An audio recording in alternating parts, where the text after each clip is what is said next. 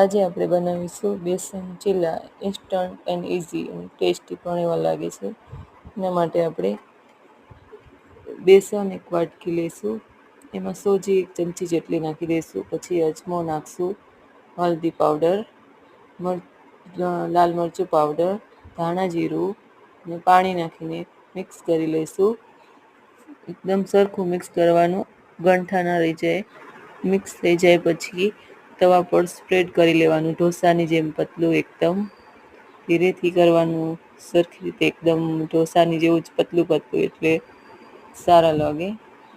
તો સ્પ્રેડ થઈ ગયું છે. આપણે હવે બટર નાખીશું અને કાંદા, ટમેટા, ધાણા ને ચોપરમાં મેશ કરી લઈશું.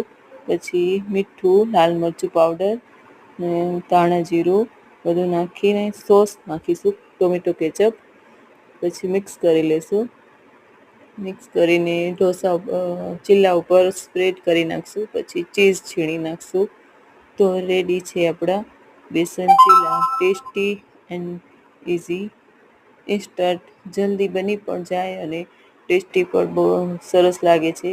બચ્ચાઓને